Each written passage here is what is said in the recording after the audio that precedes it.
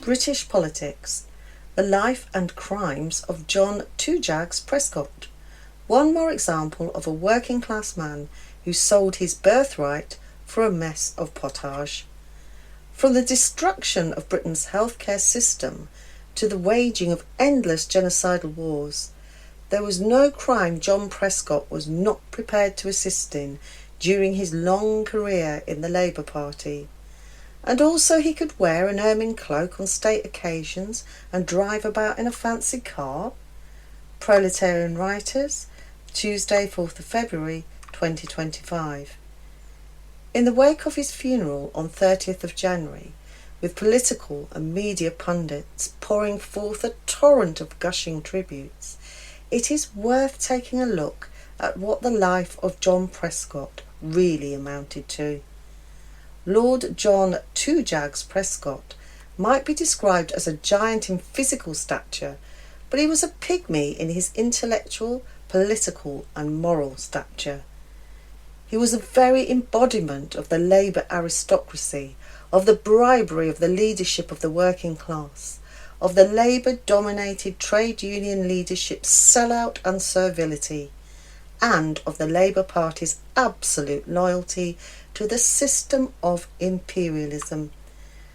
Labour Party control of the working class movement is the secret to the continued domination of Britain by the ruling class, billionaire elite in the City of London, and John played his part well. Starting as yet another vaunted militant of the Seamen's Union and a leader of the RMT, he rose to become deputy leader of the Labour Party under Tony Blair. Together with his partners in crime, Prime Minister Blair and Chancellor Gordon Brown, Deputy Prime Minister Prescott was a master at justifying his regime's thoroughgoing assault on the pay and conditions of British workers. From the introduction of the minimum wage, to which impoverished level and increasing proportion of British workers have had their wages reduced, to 0 hours contracts insecurity, from deregulation to boosting the profits of city financiers, to ASBO control orders for working class youth. It was the Blair, Brown and Prescott cabal which deemed that aggressive beggars should be criminalised, while agreeing that the financial gangsters should be saved from the 2008 stock market crash of their own subprime mortgage, collateralised debt, obligation making.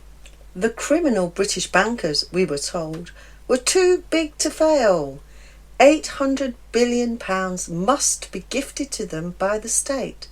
But don't worry, their profits would remain private and all debt would be transferred to the working people by austerity and an increasing tax burden.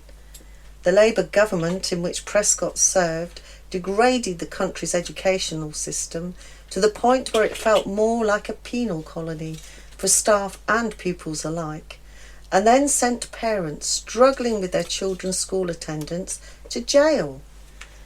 That same regime was chiefly responsible for the privatisation of the NHS via the now notorious mechanism of public-private partnerships, PPP, and private finance initiatives, PFI.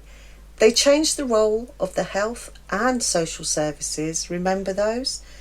Minister, from being the ultimate provider of healthcare to British citizens to a glorified ombudsman, overseeing the distribution of funding and contracting out of services, i.e. the privatisation of public services and the regulation of the new entities.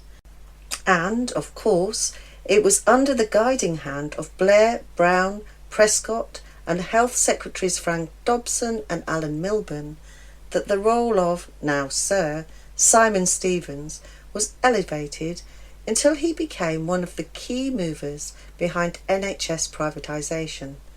This Oxbridge graduate, who who would go on to serve as a president of the international arm of the world's largest global health insurance company, United Health, was appointed to advise on the destruction of the NHS by the labour of Tony Blair and John Prescott. And now Wes Streeting and Keir Starmer are back to finish the job.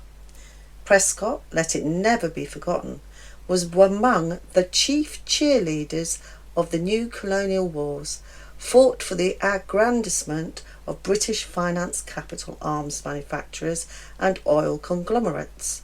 Together with Blair, Brown, Foreign Secretary Jack Straw and Home Secretary David Blunkett, and of course Defence Minister turned NATO General Secretary Lord George Robertson, back to the genocidal war against Yugoslavia, bringing conflict back to Europe for the first time since the Second World War.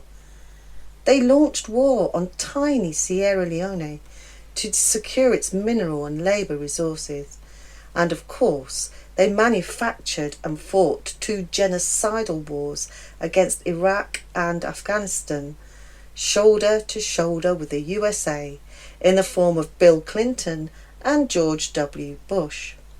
It is well known that Tony Blair was richly rewarded for his services to finance capital, amassing a personal fortune running into hundreds of millions of pounds and a huge property portfolio, all of which enabled his own son Ewan to become a tech millionaire by the age of 40.